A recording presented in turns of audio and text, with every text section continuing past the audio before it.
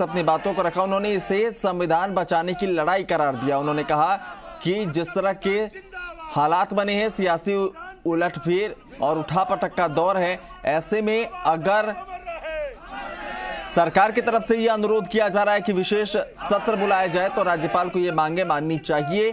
अशोक गहलोत ने भी इससे पहले स्पष्ट कर दिया था कि वो जो मांग लेकर जा रहे हैं, पहले भी उन्होंने ये मांग रखी थी राज्यपाल के सामने। 24 घंटे का वक्त हो जाने के बाद जब कोई प्रतिक्रिया नहीं आई तो उसके बाद अब उन्होंने कूच किया तमाम अपने समर्थक विधायकों के साथ और एक बार फिर से उन्होंने ये बातें रखी। हालांकि राजभवन पहुंचने से पहले अशोक गहलोत ने सीधे तौर पर कहा कि अगर राज्यपाल पर कोई दबाव है, अगर केंद्र का दबाव उन पर है, तो उन्हें एक बार अपने उस शपथ को याद करना चाहिए जो उन्होंने संविधान को साक्षी मानकर लिया था और उन्हें अपने कर्तव्यों का निर्वहन करना चाहिए।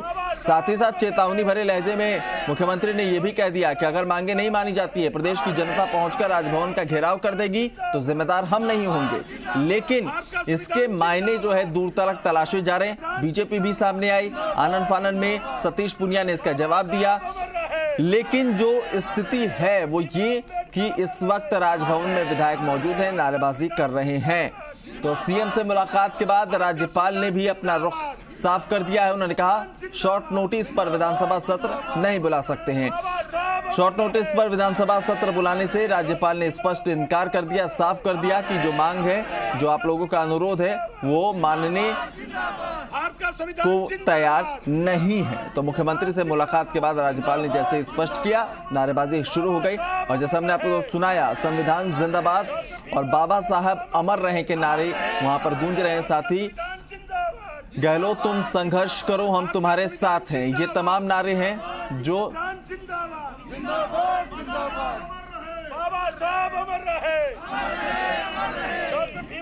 विवेक बंसल जी हमारे साथ इस वक्त फोन लाइन पर है। विवेक जी, जिस तरह की स्थितियां बनी हैं और पहले ही कांग्रेस के नेताओं ने साफ कर दिया था कि ये लड़ाई दरअसल संविधान बचाने की है और आज मांगे नहीं मानी जाएंगी तो फिर आर पार की स्थिति हो जाएगी। अब क्या कुछ, क्योंकि राज्यपाल ने स्पष्ट कर दिया नहीं मान सकते बात।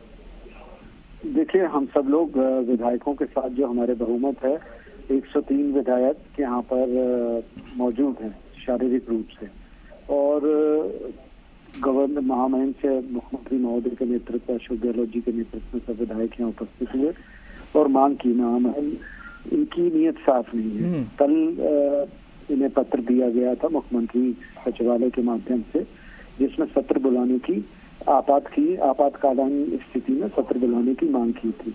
उस पर सुबह तक कोई कार्रवाई नहीं हुई। ये विशेषाधिकार होता है मुख्यमंत्री पे आपातकालीन 3 दिन के नोटिस पर सत्र बुलाने का, और ये बहुत ही स्पष्ट करता है इन लोगों की नीयत बहुत ज्यादा खराब है। जिस तरीके से सरकारी तंत्रों को दबाव बनाने की प्रयास किया जा रहा है, तमाम इनकम टैक्स की रेट की जा रही है, परिवर्तन दल यहाँ पहुंच गया है जिस तरीके से हो रहा है, और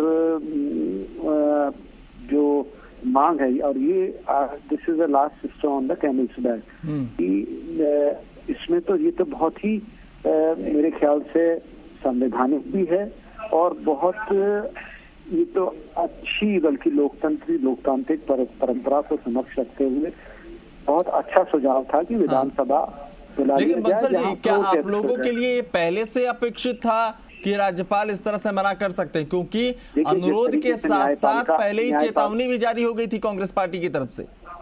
जी, क्या कह रहे हैं, फिर से दोहराएंगे जरा। मैंने ये कहा, क्या आप लोगों के लिए ये पहले से अपेक्षित था? आप लोगों को ऐसा लग रहा था कि जो राज्यपाल हैं वो इनकार कर सकते हैं, आप लोगों की मांग को खारिज कर सकते हैं? क्योंकि जब आप लोग राजभवन पहुंचने वाले थे अशोक गहलोत के नेतृत्व में तमाम जो विधायक, वो तो अनुरोध के साथ साथ चेतावनी भी मुख्यमंत्री ने तभी दे दी थी। देखिए, मुख्यमंत्री ने चूंकि हीलाजोई देखी महामहिम महोदय के माध्यम से, और अपेक्षा हम ये नहीं कर रहे थे, हम तो ये सोच रहे थे कि इसे सहर्ष महामहिम स्वीकारेंगे। कल जब परिपत्र इनको इनके समक्ष रखा गया था तो ये अपेक्षा थी कि इसको स्वीकारते हुए अविलंब जो है सत्र बुलाया जाएगा, जिससे कि जो भी दुविधा या आशंकाएं लोगों के मन में है कि किसके पास बहुमत है वो स्पष्ट हो जाए और संवैधानिक सरकार खुले रूप से, स्वच्छंद रूप से जो जनमानस के लिए कार्य कर सके। पर लेकिन इनको निर्देश है, क्योंकि चाहे वो न्यायपालिका हो, माफ कीजिएगा बड़े सम्मान के साथ कहना चाहता हूँ, न्यायपालिका हो चाहे मीडिया हो, जिनको समझा जाता है स्तंभ लोकतंत्र के बचाने का, कहीं ना कहीं अपने दायित्व से ऐसा प्रतीत होता है कि भटक रहे हैं।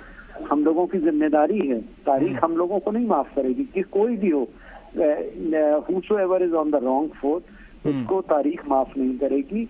जहां लोकतंत्र को बचाने के लिए कहीं ना कहीं देखिए, जब कांग्रेस की परंपराओं की भी बात आती है, कांग्रेस ने लोकतंत्र आज तक बचा के रखा, उसमें अपवाद भी रहा आपातकालीन स्थिति 1975 की, उस पर टीका टिप्पणी होती है, तो वो आज भी तारीख, चाहे स्वर्गीय इंदिरा गांधी जी के जितने कार्य थे जिन्होंने देश को मजबूत बनाया, लोकतांत्रिक मान्यताओं को समक्ष रखते हुए उन पर इसको लेकर प्रहार किया जाता है। तो आने वाला समय भी इन लोगों को नहीं छोड़ेगा। बिल्कुल, आपने जो बातें कही बेहद महत्वपूर्ण है और मैं बिल्कुल आपकी बातों से इत्तेफाक रखता हूं। तारीख जो है सवाल तो कम से कम जरूर पूछेगी। सतीश पुनिया प्रेस कॉन्फ्रेंस कर रहे हैं, क्या कुछ कह रहे हैं सुनिए। न्यायालय अपने आप को पाक साबित करते हुए जिस तरीके से माननीय प्रधानमंत्री